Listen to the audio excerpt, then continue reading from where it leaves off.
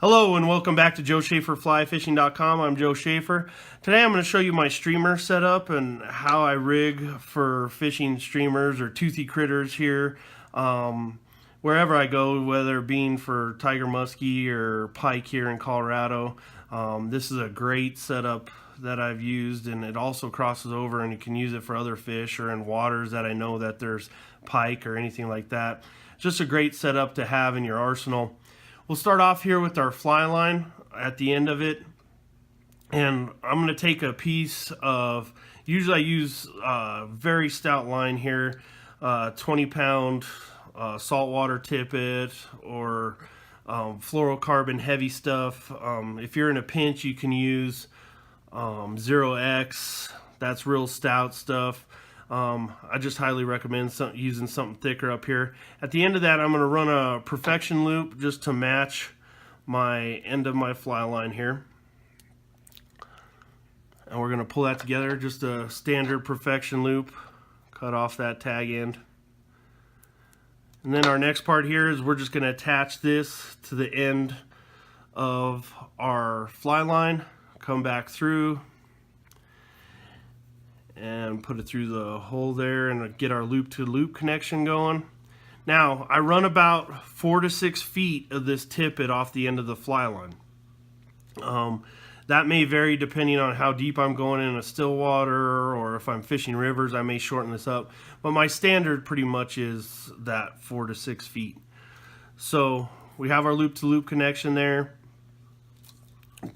down about 4 feet, and at the end of that, we're going to run a little swivel here. Now, these swivels, just make sure you get good ones, because some of the cheaper ones, they will fall apart. So just make sure you get some good swivels. It's a double-sided swivel here, just like in standard tackle, excuse me. And all I'm going to do is run that fluorocarbon through that hole as soon as I get it here. And I'm just going to do my standard knot. I use a Duncan Loop quite often, so that's what I'm going to tie here. I have that on other parts of the site as well. You can check out how to tie those, or just use the ones that you're used to. I'm going to run that knot. We'll pull it tight, cut off that tag end, and that's the first part. So we're going to run it to one end of that swivel. Swivel being important, it adds a little bit more movement to your flies, and I've found that it makes it a little bit easier to turn over flies and cast a little bit easier into the wind and stuff when I have that swivel on there with these bigger flies that we use for pike. Just something a little different that I do. So coming off that swivel, now we're going to take a piece of about 3 to 6 feet of braided line. Now, I'm shortening it up for these purposes, and if you're fishing in rivers or things like that, I tend to shorten it up to 2 to 4 feet.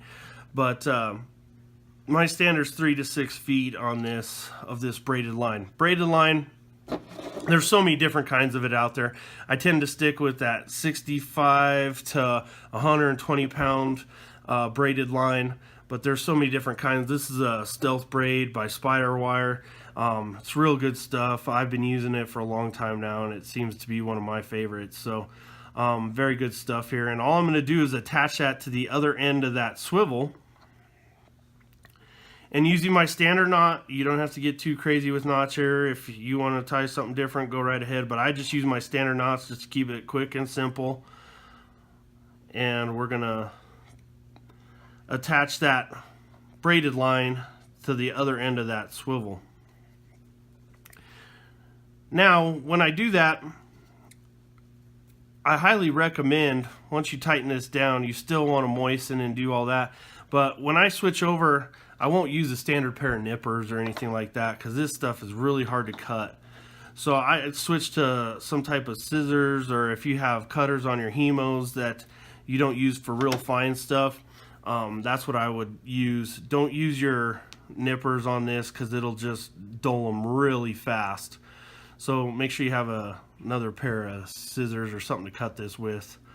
So we just attach that to the end of our swivel there. And coming down, we're going to go to our fly. So at the end of this, we're going to attach this whistler here. And I'm going to do just a quick overhand knot. We're going to tie a non-slip knot here because I like that extra action on my flies, especially for pike. Just do that overhand knot, come through the eyelet, and then back through that loop.